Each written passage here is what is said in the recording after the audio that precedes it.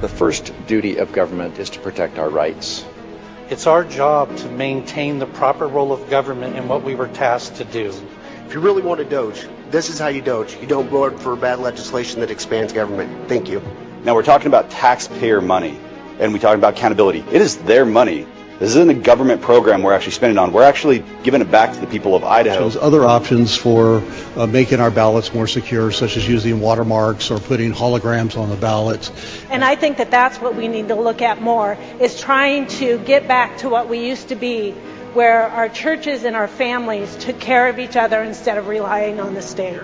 I asked the question rhetorically, if we gave them another $1 billion, they wouldn't be happy. Well, we've given them $2 more billion, and it's not enough. We need to start making Idaho first. We need to start making America first. Other states like Texas and Florida have enacted similar laws to address illegal immigration, both locally and in their communities. And Idaho has the right to protect itself when the federal government has failed to do that. COVID presented us with quite the enigma.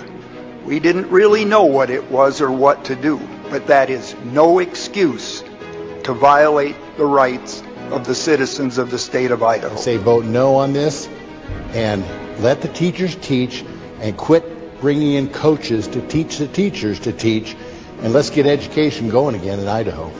I don't know what's coming after this current administration for the feds, and we need this law because our federal laws on immigration have failed. Mr. President, I think it's incumbent upon us to allow parents to use their hard-earned dollars to provide what's best for their children. If I was looking at a business and I was looking at these figures, there would be heads rolling because this is unsustainable. My concern is that the resilience of Idahoans who believe in self-reliance and self-responsibility will be eroded. We need to be protecting our First Amendment rights, not inventing ways to slowly chip away at them. The First Amendment and our freedom of religion, freedom of speech are our first liberties. They are so important. We don't have the rest without them. Yeah, watch it. Come on, guys.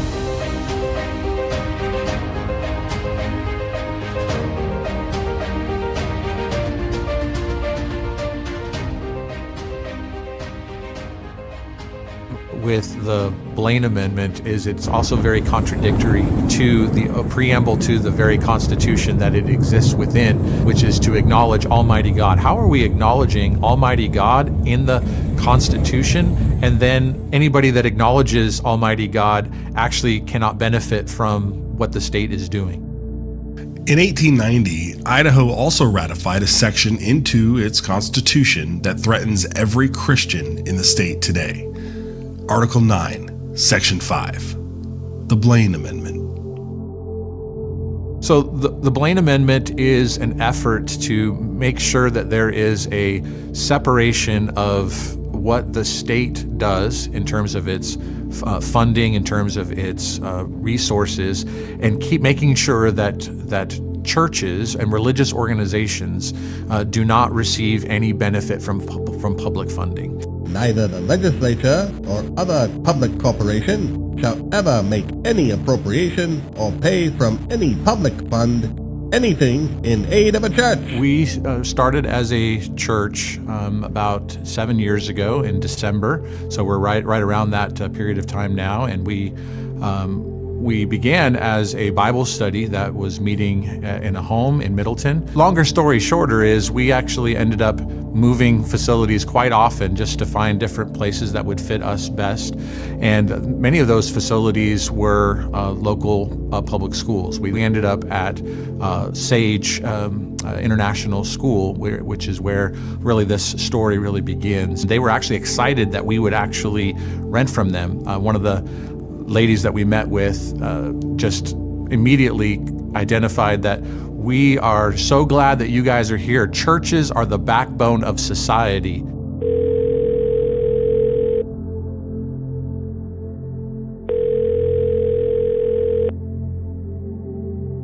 We received a phone call from one of the executives at the Sage International Schools, and just informing us that we are not going to be able to continue to allow us to be there. That they were being told that they were that their pursuit of expansion through the use of bond funding was something that prohibited us from continuing to rent from them. And we were also aware that there was another rent-paying customer that was renting the facility as a music school, outside music school, that was renting the facility for their lessons. And so we also learned that they were not required to leave, that they were allowed to continue to stay. And so that began really our own questioning. Why is this? Is it because we're a church? And really that's what came back as the answer was yes, that's why we were not able to be there. And that phone call from Sage was very cordial, was very nice, and very, very, very regrettable from their side. We're so sorry. They were saying, we don't want you to have to leave, but basically we're being told that if we want this bond funding, you have to leave. And they argued for it and argued for us on our behalf, but ultimately they got the answer, absolutely not. They have to go.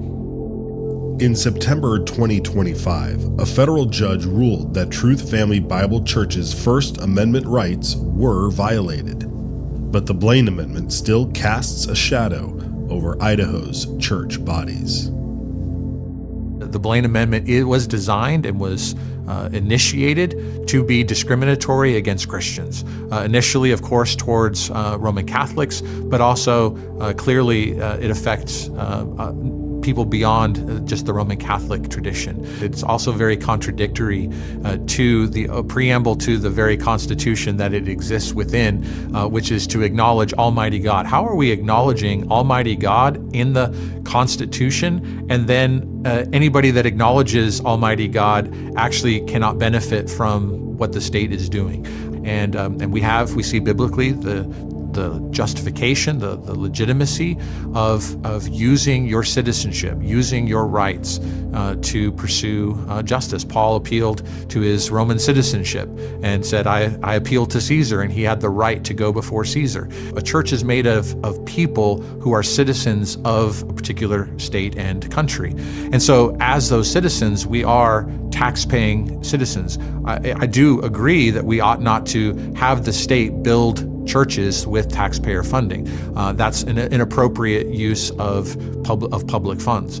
But yet, when we're talking about a tangential secondary benefit by living and existing in the state, being able to use public facilities that are funded with taxpayer money that the members of the church are as tax-paying citizens contributed to, it doesn't make sense then to discriminate on that basis. And so when we acknowledge God in our Constitution and then turn around and then say, you're not allowed to benefit from your own tax dollars, I think it's contradictory. And churches are made up of tax-paying citizens, and so the state ought to tread lightly on its citizens who are in fact religious, which is the founding of our own country, that we are one nation under God, and even the Idaho Constitution acknowledges that.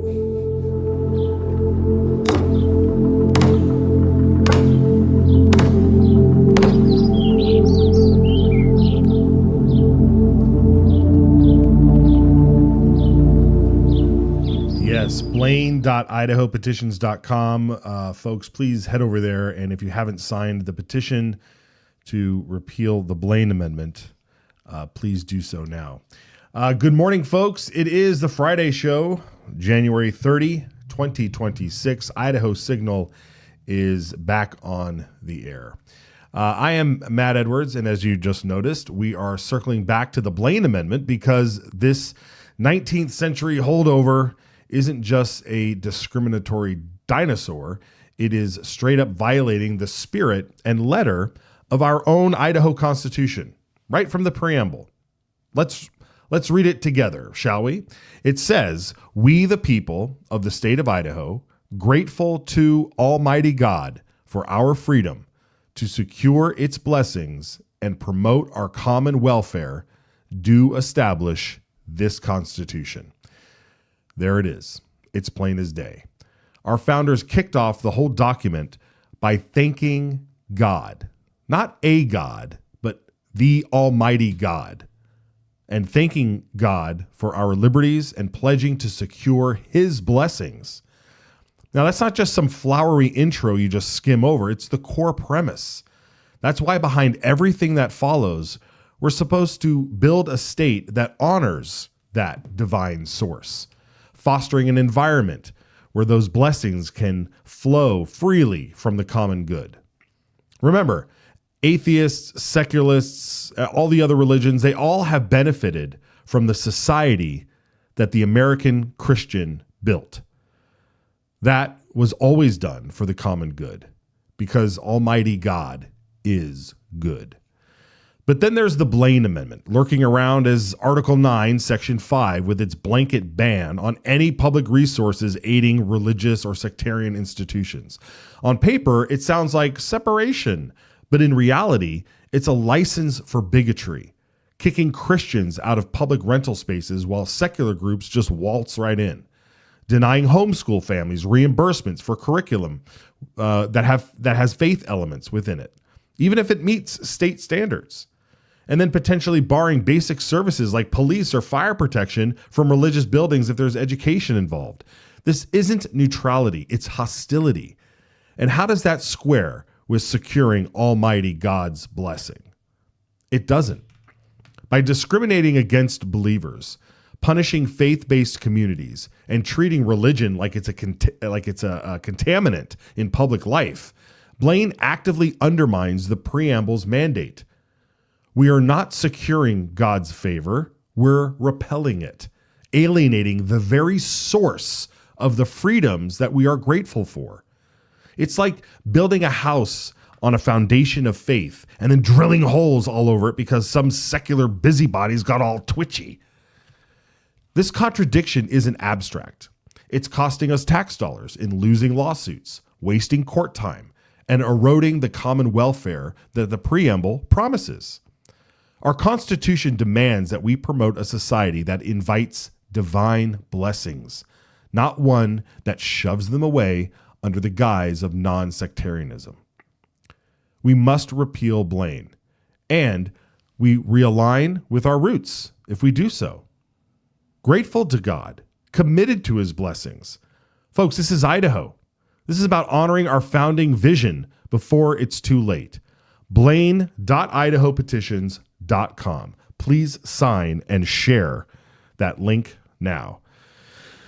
There it is. That's where it takes you to. It takes you to the repeal the Blaine Amendment. There you can watch the documentary again on the Truth Family Bible Church case.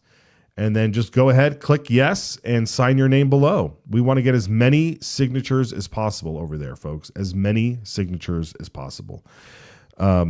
It's crucial. I wanted to now, obviously, I've got our Idaho. This is our own version of the Pocket Constitution. This has the Idaho Declaration of Rights and the United States Constitution on it. And I need to move over here to this now. My computer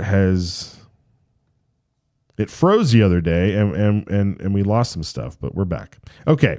The Constitution here, we have this. This is a pocket Constitution. It has Article 1 of the Idaho Constitution, which is our Declaration of Rights.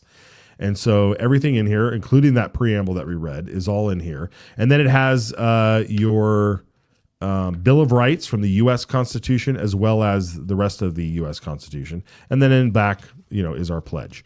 And so if you want one of these, send us a message and we'll get one of these out to you. But the whole point is just what I said during the opening there is our acknowledgement of Almighty God. And we have drifted dramatically away from it. And thankfully, our government, our people here in Idaho are made up of God-fearing people. And so we can steer the ship around as long as we get involved. And that's what we need to do. We need to get our churches involved. If you go to church and your pastor hasn't talked about this yet, please let me know. Pass along this documentary to them. I sent this documentary to a pastor who had no idea, knew nothing about any of this. He watched 6 minutes of this and he was like completely floored. He said, what can I do? What can I do? I said, share this with your congregation. Share it with other pastors. And that's what's happening. So it's being shared around on X, it's on Rumble, it's on YouTube, the documentary. It's a great primer for you to go into and do the rest of your research. There will be, the reason we're talking about it now is on this Friday, is there will be a hearing on House Joint Resolution 007, House Joint Resolution 007. I like that. I'm a James Bond fan, so I like that. And that hearing will happen in the House State Affairs Committee next week. We believe it'll be later in the week. I don't want to name a day right now, but I believe it's going to be later in the week, so possibly the 5th or the 6th. And so if you plan on wanting to show up, if you plan on wanting to testify, House State Affairs normally meets at 9 a.m. Mountain Time, 8 a.m. Pacific. So if you want to testify in person, make plans to be there on one of those days.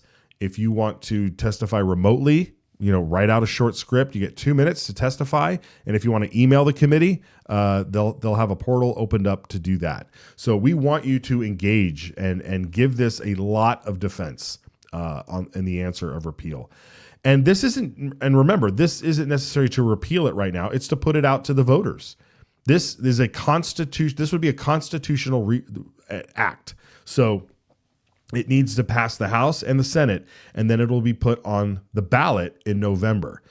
And when it comes to ballot initiatives in Idaho in November, it's going to be spicy, folks. We have the potential of having a lot of things on the ballot. You're going to think you were back in California with how many things are going to be on the ballot in terms of initiatives. There's a possibility of having abortion, legalizing abortion again, where they can kill your baby up to 9 months.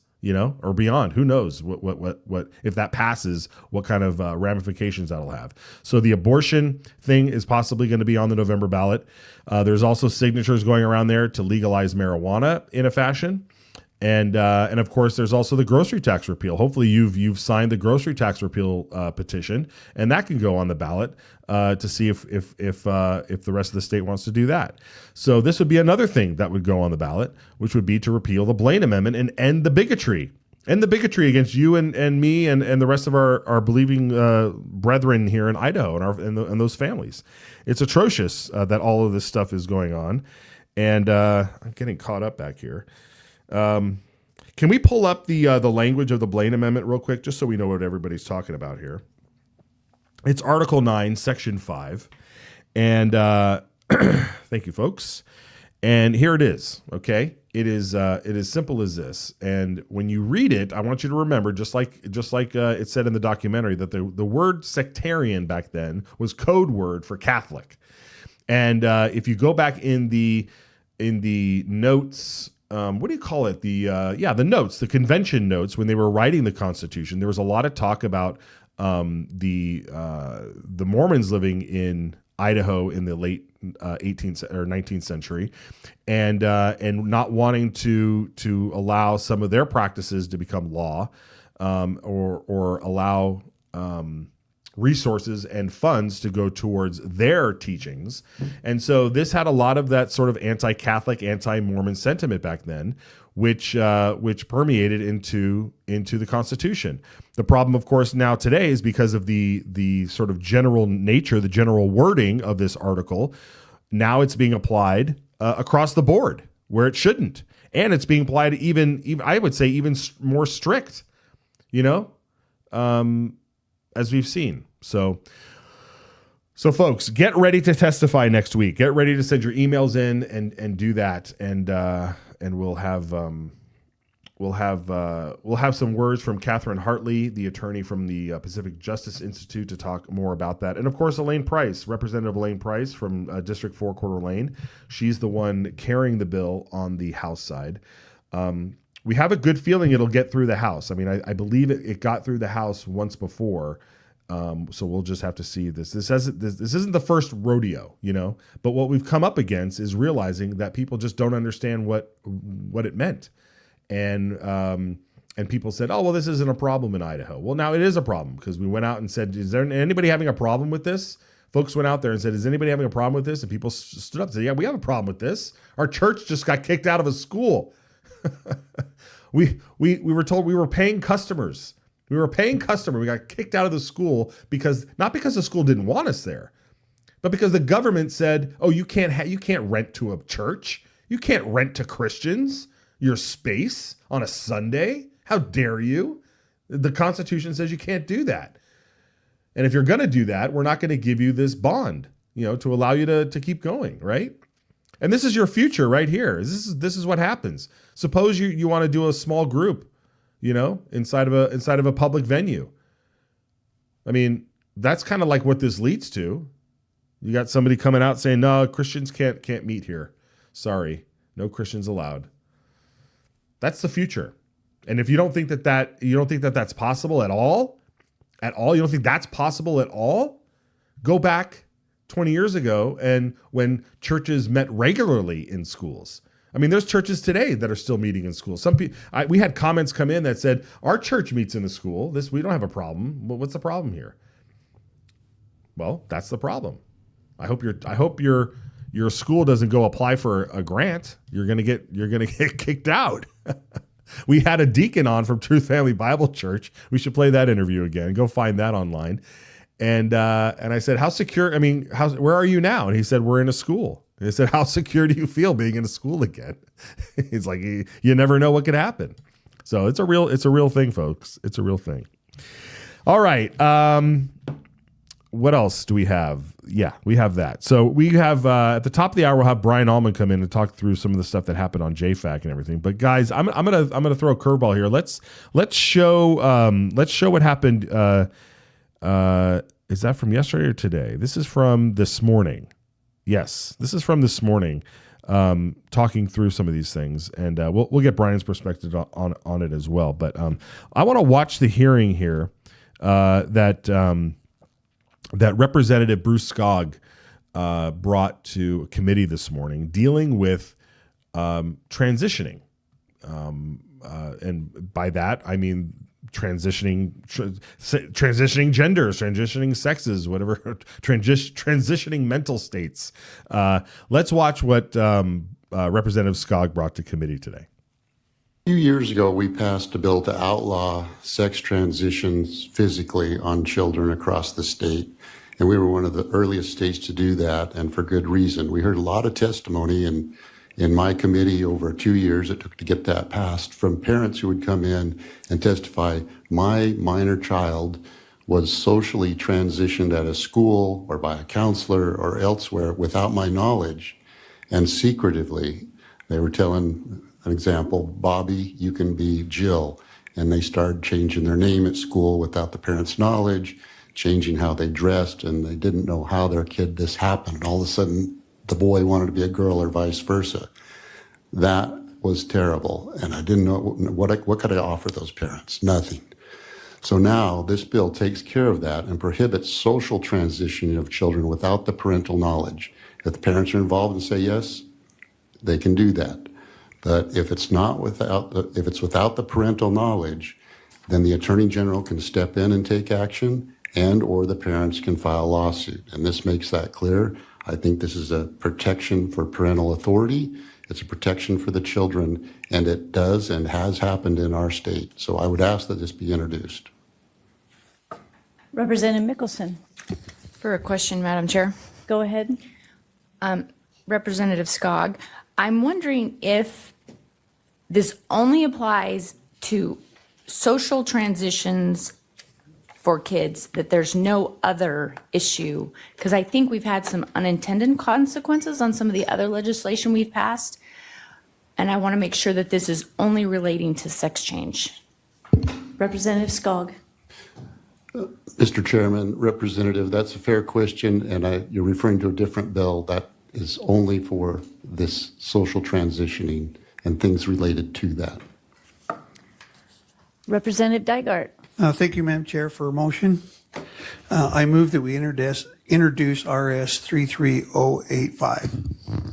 Thank you. We have a motion to introduce RS 33085. Is there any discussion on that motion? Representative Church. Thank you, Madam Chair, and Representative Skog. and I'm sorry, we're just now seeing this, but you said that there were examples. Can you give me an example of a social issue that would have happened or has happened in Idaho, and then how that private right to sue would change those things?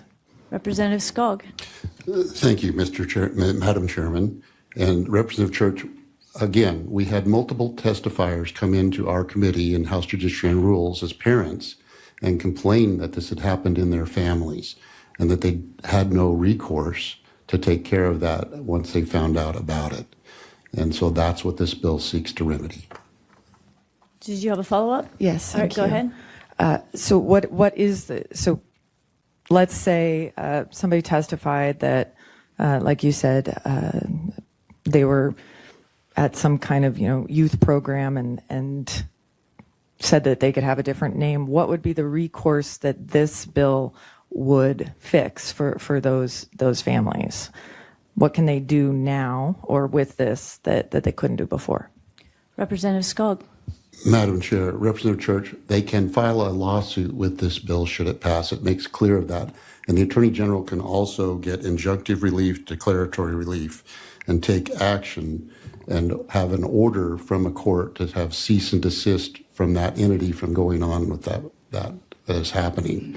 And sometimes this comes up with broken families where one father is for it and a wife is against it. So that takes care of that situation as well. Does that answer your question? Yes. So you can sue an individual or an entity or a school district or a city or a state. I mean, how far does it go to the private right? Who all can you sue if you felt that your child was socially, I'm sorry, I don't have the language, socially transitioned without your knowledge? Representative Skog. Madam Chairman, Representative Church, any person within these entities or the entity itself could be subject to lawsuit or declaratory relief from the Attorney General's office to cease and desist. Representative Mickelson. Just a follow-up question to Representative Church's question. So if I'm a secretary working at a doctor's office, I could be included in that $100,000 lawsuit and have to pay part of that? Representative Skog. Madam Chairman, Representative Mickelson, no. I see no further questions. So before us, we have a motion to introduce RS 33085. All in favor, say aye. How does that brain work? How does that brain work? So if I'm a janitor at a school, do I have to, in the school transition, if I'm a janitor, do I get sued? What is that? It's so bizarre. Are these serious people? I don't get it.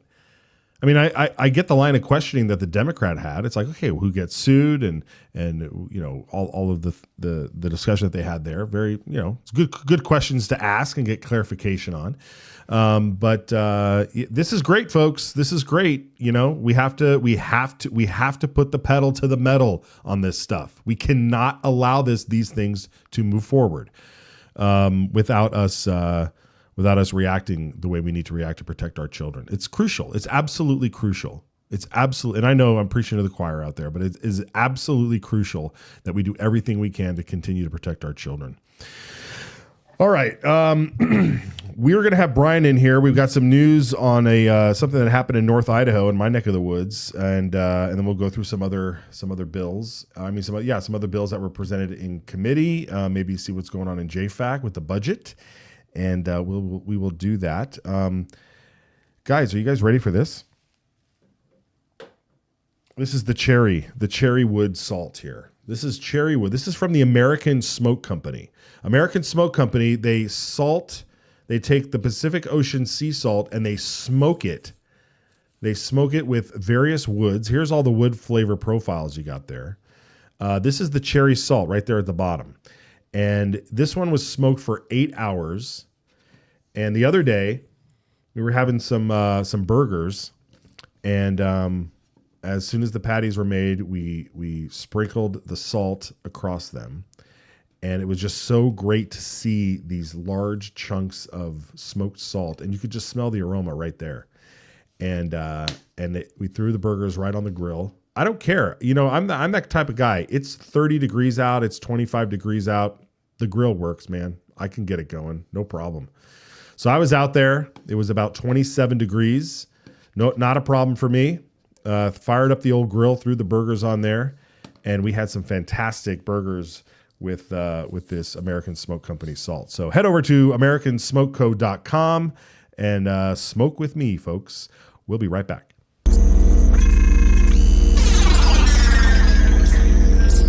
Coming from within the system, which the process in the system is broken. Idaho is the dirt under your fingernails after an honest day's work. Idaho is the hug around your neck when your daughter spells her first word. Idaho is the written word of the law, steadfast and impartial, guarding liberty for all. Idaho is the family rifle passed down, a legacy of protection and the right to stand firm.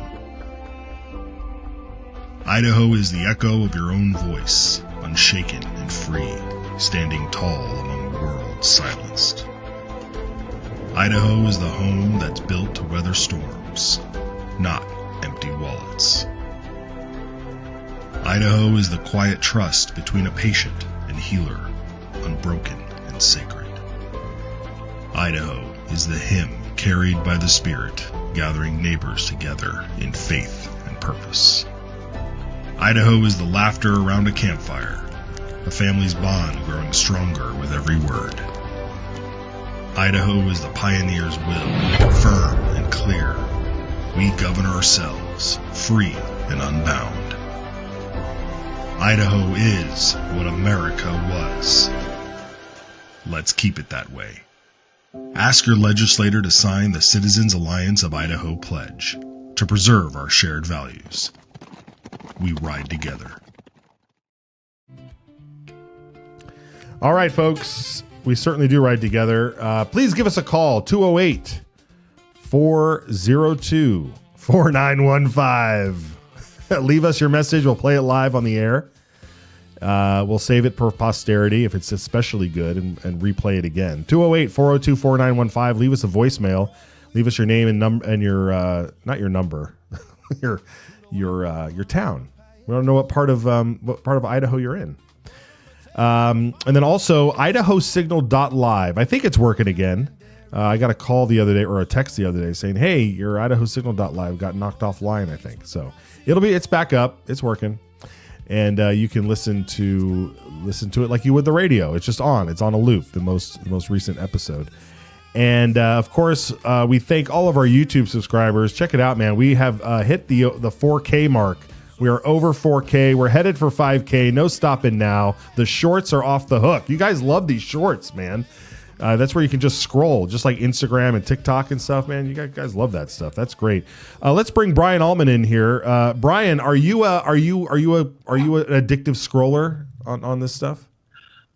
Sure. I guess you could say that. As much as anybody else.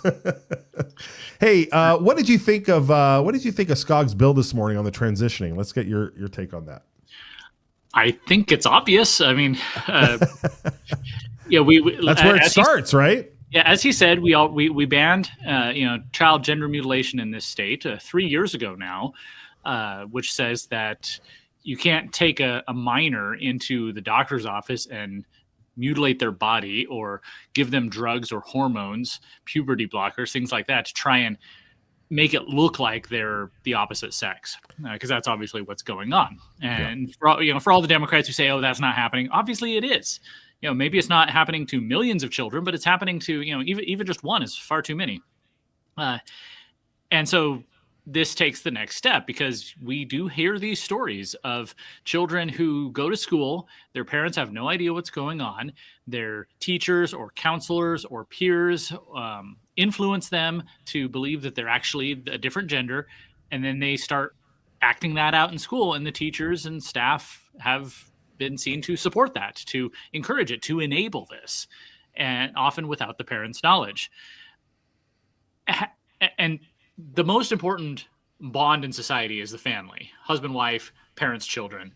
And for a school, a government agency at that, to come in and drive a wedge in there to teach children to have secrets from their parents, to push them in a direction that their parents would most likely find to be, awful. That's terrible. That's something that's extremely dystopian. And it's, I'm almost amused by listening to Representative Church's questions. She has to know what's going on. She works in education. Yeah. So what's her angle there? Does she really not know what this bill is about, or does she know exactly what it's about and is worried that it might pass?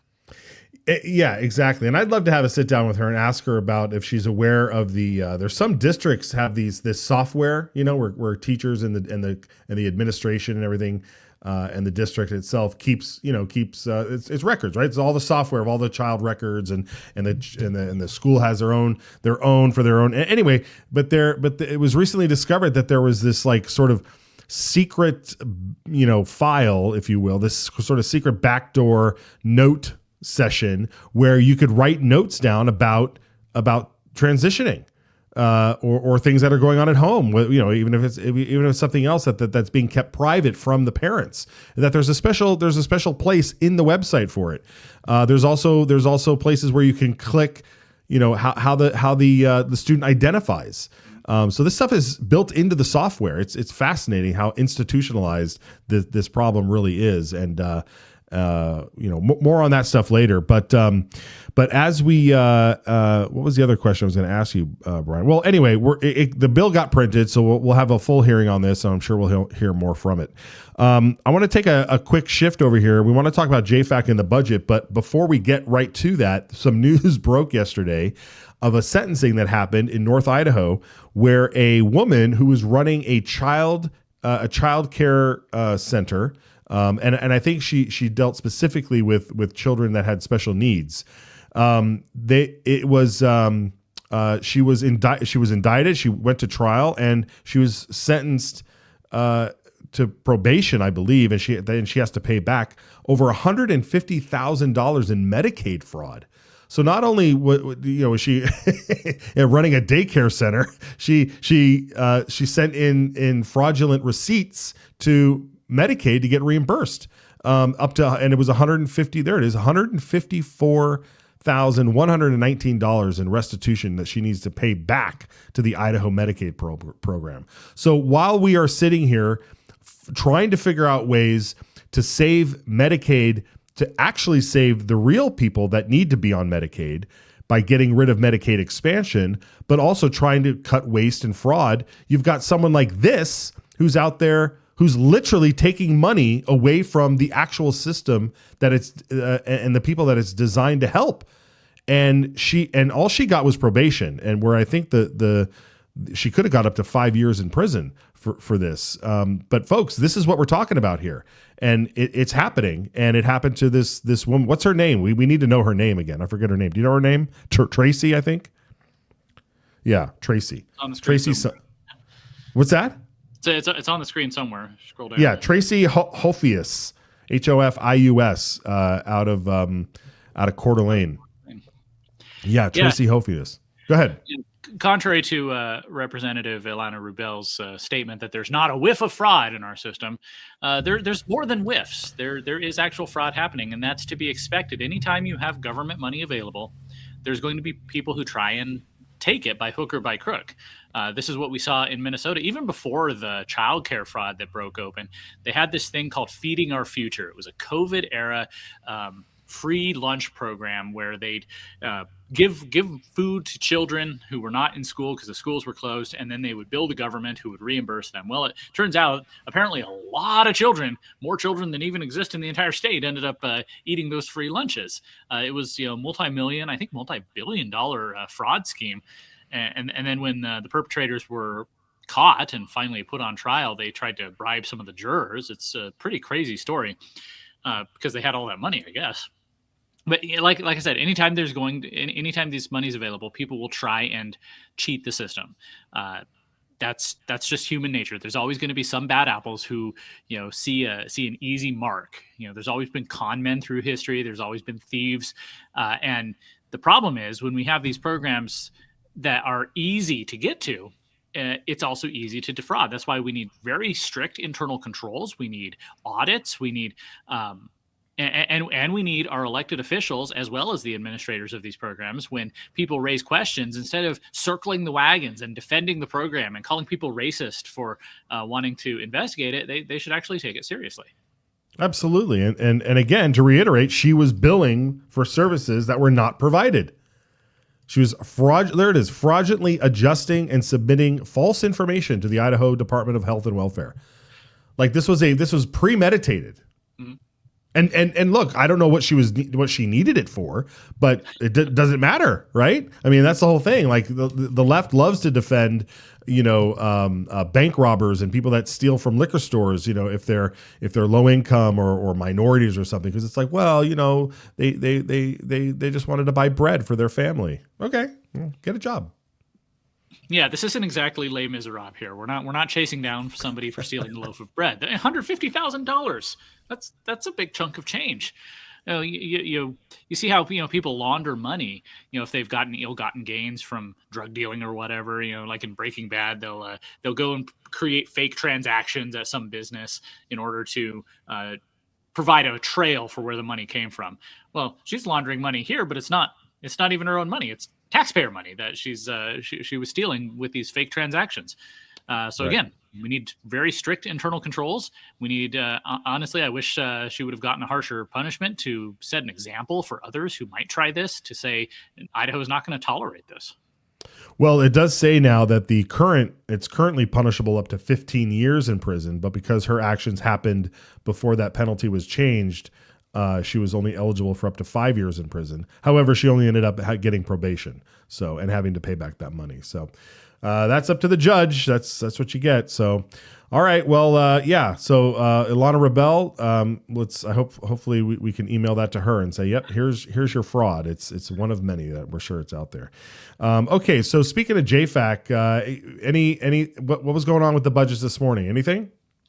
I didn't see a lot of it. I was watching Senate State Affairs and House State Affairs, but I did catch a little bit. They were talking about mental health, which apparently is a big budget item.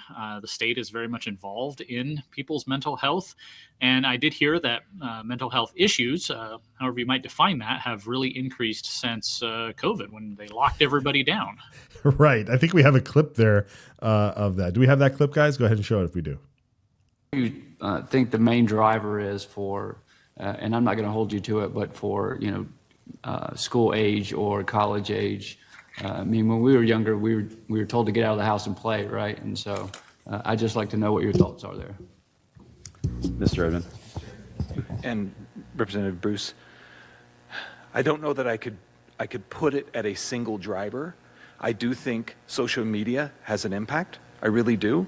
You described it as when we were kids, we were told to go outside. I think there's an element of isolation that exists by people sort of using social media, being on screens and that sort of stuff. That's a contributor. I think the isolation that our youth felt during COVID years, when they weren't at school interacting with their peers, I think that's a contributing factor. I think there also is, and this is maybe more than any other, there is a greater recognition and a greater willingness to come forward than there ever has been before. I think our youth today are more willing to say, I'm having a problem, than they ever have. Yeah, there you have it, Brian. So COVID and the constant scrolling on social media, which also was addressed with a bill brought by, I believe, Jaron Crane, Representative Jaron Crane. Yeah, House Bill 542. Let's watch that. Out after doing some discussions in my district in the off season. One of the issues that came forward from local community leaders, pastors, different people in my district was, what are we going to do about the suicide rates in the Treasure Valley? We started talking about what's wrong with the kids today and what's different about when we were kids versus these kids today. What you're going to find is over 35% of the kids are constantly scrolling on their phones. There's an addiction rate that's so much higher than when we were children. We didn't have social media. These kids are faced with something that they shouldn't be faced with as children. And so this bill is more about letting kids be kids, and our kids aren't for sale. So I want you to imagine a company records children at a local playground. It records their conversations, their interactions, and their responses. And then it uses that information to tailor products and advertising to these kids. The more it records, the better it becomes at targeting them, addicting them to the company's products, the company's services. The company keeps these recordings of the kids perpetually, and it does this without any parental consent from us. Parents would be rightfully outraged, and they should be, and they should also be equally frightened. Yet the degree of monitoring, recording, and exploitation performed by large social media platforms is far more intrusive and revealing than a playground video camera. And social media is dangerously addictive to vulnerable, young, developing minds of children. Many states have passed laws attempting to protect minors and harm caused by addictive social media. These laws are constantly failing when challenged in court due to First Amendment rights. Until now, we've developed this act. This act is carefully tailored to be effective in protecting children online while surviving the First Amendment challenge. It regulates the addictive features of social media, the primary source of harm to kids, and empowers the parents to take control of their kids' online access. I ask for an introduction, and then we can do a full hearing. All right, Brian. So that bill was printed, obviously, and we'll have a full hearing on this. What are your thoughts on this, on trying to regulate something like this? I don't know. I've got a lot of scattered thoughts. Some of them probably contradictory. My first thought is that the evolution of technology, especially technology that accesses children, and you can go back and say some similar things about television. The boomer generation, and when they were children watching the TV, their older parents and grandparents probably thought that was terrible as well. Especially since TV producers quickly figured out how to capture their minds, capture their attention, sell toys, make them want things, make them want breakfast cereals. So this war for your children's minds has been going on for a long, long time. Social media is not new, although it does perhaps take it up, push it up to 11 at this point, just because of how addictive it is. I enjoy scrolling through X and just seeing new bits of information, whether it's frivolous or something important. But at the same time, I was, as a child, I would read books when I wasn't busy with anything. I would always have a book with me, even in class. And sometimes my teachers got upset because I was reading while they were talking, because I found whatever they were saying not very interesting. So there's always, there's going to be something to fill that need for attention, for information. Social media, I think Representative Crane's absolutely right. It does, it is this thing on steroids. It's does that dopamine hit, and it keeps your attention. You have TikTok now where you can just watch 10-second videos in a loop for hours and hours on end. I don't know how you regulate that. I'm interested to see what this bill, exactly what it does. I know Senator Lenny has been really pushing against some of the national bills that are looking to regulate social media with regard to children, worrying that they're being pushed by the big companies in order to essentially solidify their position. So I don't know. I'm interested in seeing the debate. I don't know if there's an easy solution at this point. Really, I mean, the solution is for parents just to not give their kids phones connected to the internet, but that requires a bit too much agency, I guess. Yeah, I mean that's exactly where I was going. Is like we need to figure out ways to re-engage parents and guardians and grandparents and our society as a whole to reject this type of manipulation. I mean, when we think about, putting on Estella Zamora, an anti-ICE, anti-law enforcement, anti-rule of law person onto the Human Rights Commission, instead of having decent law-abiding people on there that can help shift the narrative of where throughout all of government. And so we either need to eliminate these types of things, or we need to insert ourselves more so in the mechanism, in the machine, and run for office, get appointed to these positions, where we can then just have more conversations and more outreach to parents to show them how. I was sent a podcast a couple of years ago that showed that just talked about in one 15-20 minute segment the dangers of giving your child a phone. And all I had to do was listen to that once, and I was like, "Yep, my kid doesn't need to have his own computer or phone until much later in life, as long as possible, and we need more of that." I'm saddened when I go to my church and I see parents give their kids their phone, after church, so that they can occupy them while they, have conversations with adults. And then you walk by and the kids are just scrolling through some random YouTube shorts or Instagram or TikTok or something. And it's on their parent's phone. So it's not like your parent had child setting, I don't have that on my phone. And so anything could pop up, and it does. And Brian, once you see something once, and if it leaves a scar on your brain, you can't get rid of it. Once you see it, you can't get rid of it. And our kids see too much these days everywhere. And it's not, there's one thing to say, we're going to shield them from everything, but you don't present it to them on a silver platter. Sure. And you and I know what's out there on the internet, just a tap away, just a click away. Again, coming back to the regulation side, though, how does Idaho come in and say you're not going to do this or that, or you have to put in these safeguards? These are not just American companies; these are multinational, global companies, and we're just here consuming the media. We can't build a border around our state borders to keep out the internet. Right. So I don't know. I have questions. There are problems that need solving, but again, the most important accountability is right there with the parents. Yeah, I agree, and we need to keep that education going strong. All right. The other thing this morning that caught a lot of folks' attention: masks are back in the news again for all the wrong reasons. Apparently, Senator Ward Ingelking had a bill to ban. Basically, it's an anti-ice mask bill. Yeah, there it is. We have it properly labeled. She basically has a bill here that's going to outlaw ICE from wearing masks. Let's take a look. IRS is similar to a bill pending in Utah and in some of our surrounding states. I believe it addresses a real safety issue, public safety issue, and just imagine being a female or young adult and being stopped by a masked man with a gun, no uniform or visible identification, unmarked vehicle. How would a person know this is law enforcement and not a nefarious person, maybe a human trafficker? I think it's realistic to think that members of our state would be frightened.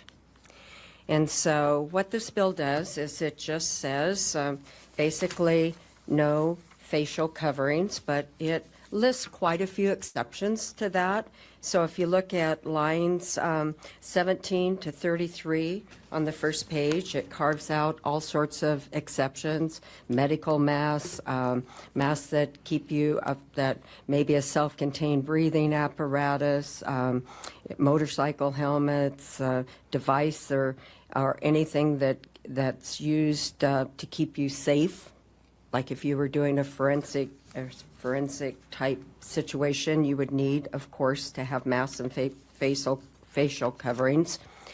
So, and then on page 2, it also provides a lot of exceptions, and that's on lines 2 through 11. So we're not talking about SWAT. We're not talking about somebody who's undercover, doing work undercover. So we tried to list the exceptions that would be reasonable.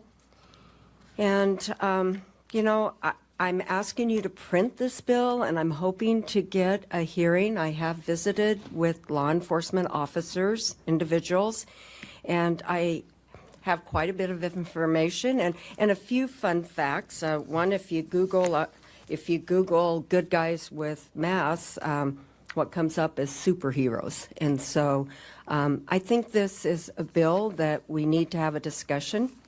And so I'm hoping to have you print this bill and maybe get a chance to have a full hearing. Thank you, Senator. Are there questions? Senator Adams? Mr. Chairman, more for just a comment and then a motion. I have to admit, Senator, you are the last person I thought I would see bring a mask bill in the last several years. So this is interesting to me. And Mr. Chairman, for a motion, I move we introduce or send RS 33020 to print. Is there a second? Second. Motion by Senator Adams, second by Senator Ruckley, that RS 33020 be sent to print, and humor is always in order, especially on Friday. So, discussion on that motion. Don't see Senator Anthony. I just had a question for the sponsor. Yeah. Have the police spoken on this bill? I just walked in. I apologize. Senator Ward Engelking. Mr. Chairman and Senator, I've spoken to individuals. I wanted to get the bill in print, and then I will go to the organizations, but I have had input from officers, if that's helpful. And I have spoken with the senator about what that feedback looks like, and it'll be kind of dependent upon that, whether we go forward with the bill, and we've had that discussion, so for the committee's knowledge. So anyway, we do have a motion that RS 330 be sent to print. Those in favor indicate by saying aye. Aye. Any opposed? All right, and off it goes to print, and it did print. We have the language here if we want to walk through it a little bit. But what's your first reaction on this, Brian? Well, this morning when I was watching this live, I tweeted that Senator Ward Engelking was comparing ICE agents to murderers, rapists, sex traffickers. A little provocative, yes, but I think it's legitimate because the title of the bill, or the heading on the bill as it was put on the agenda this morning, was law enforcement and facial coverings. And then she launches into this first thing about how if you're approached by somebody wearing a mask and they don't have anything, they could be this, they could be that, they could be that, imagine this.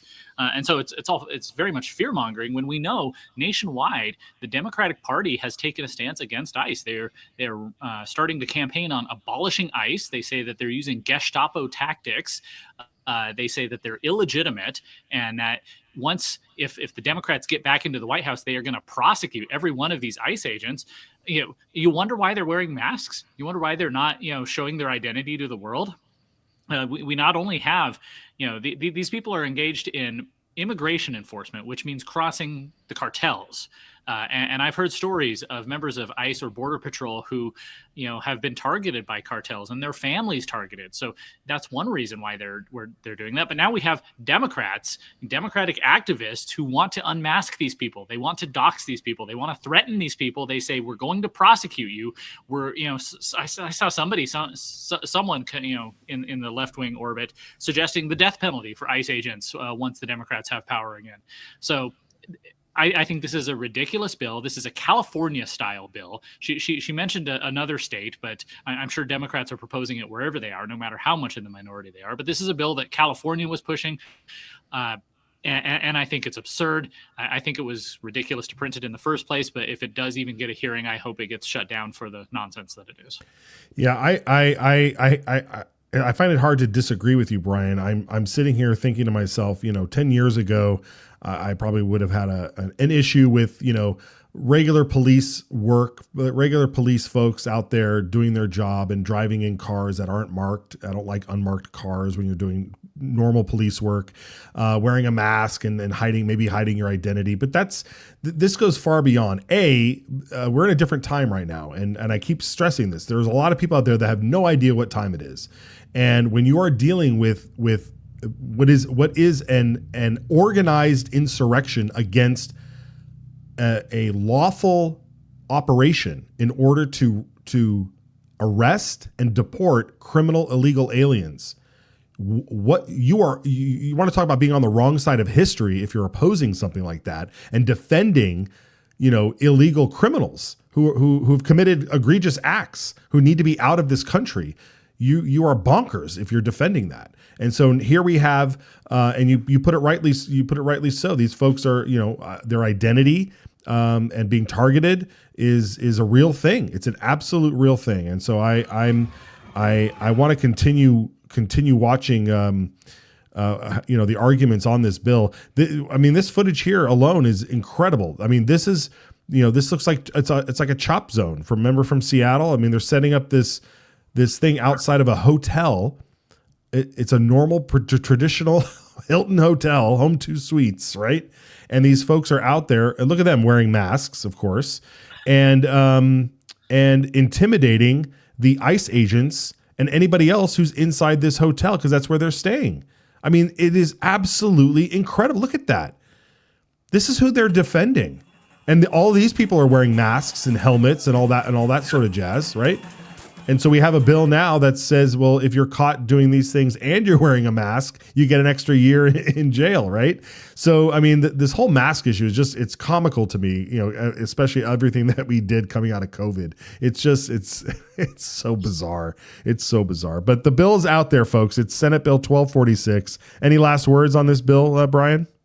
Well, someone once said that politics can be distilled to friend versus enemy, and we see that in action. The Democrats think that those protesters in the street wearing their masks, who are defacing property and threatening agents and trying to run them over, those are the good guys. They're on the right side of history, so yay for them. Whereas ICE agents, they're the bad guys. So whatever, so their entire calculus is to go after who they see as their enemies, which in this case is federal law enforcement. Yeah, it is. I want to end with some good news here real quick. Can we play the clip of Charlie Shepard presenting his bill? Check this out. Bring before you RS 33008. And to make this short and sweet, if you introduce this, of course, there'll be a lot more in the hearing. But essentially what this does is this makes it easier and more affordable for members of the state of Idaho who want to have enhanced concealed carry to obtain that. Essentially, this is a deregulation bill. And anything to make it more affordable for our citizens to be able to go in other states and still exercise their Second Amendment rights, I think is a good thing. So, like I said, to keep it short and sweet, I'll stand for questions at the pleasure. Yeah, that's it. That's it right there, Brian. That's the kind of stuff we need. We had Representative Kyle Harris try to bring Fourth Amendment rights back to when you're on a boat, and Charlie Shepard saying we need to make it easier for us to carry our firearms across state lines, reciprocity, so that way we can have more people get enhanced carry so that they're able to cross the border. What do you think of that, Brian? I think it's a great idea. This is the kind of legislation we need. These are the kind of bills we need to see more of. Make it easier for us to exercise our rights, take away the heavy hand of government, and let us just, do our thing. Exactly. All right, Brian, it's Friday. Where can people follow you over the weekend? What's coming up? GemStateChronicle.com. I'm working on something about occupational licensing. It's kind of a boring topic, but it's a really interesting one. It affects jobs. It affects, how much you can get paid. So it has a lot of downstream effects, and I'm trying to dig into it and demystify it a little bit. Excellent. All right. Well, be sure to check out Gem State Chronicle and Brian over on X. Have a great weekend, my friend. We'll see you next week. See ya. All right, folks. That's it for us. We thank you for joining us this week. Remember, next week, the Blaine Amendment. Get your notes, get your things together. Be sure to sign the petition and share it with your church brethren, your pastors. Get it out there, folks. We need to get some education on this. That's the most crucial part of it. I thank you so much for joining us. We will see you next week.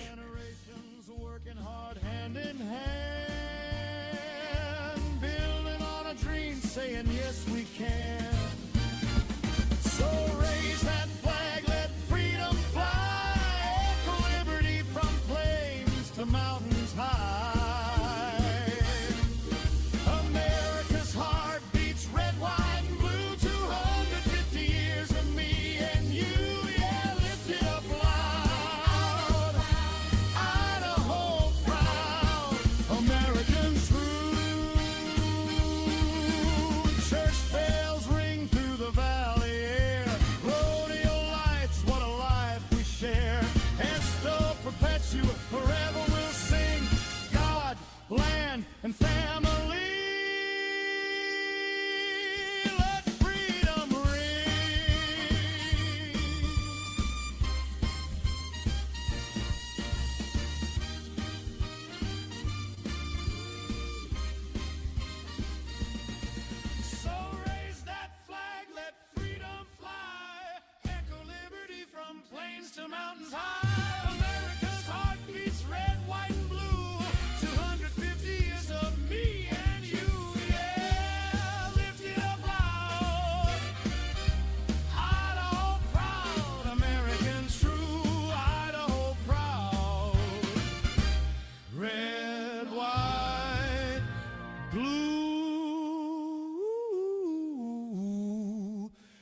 red, white, blue.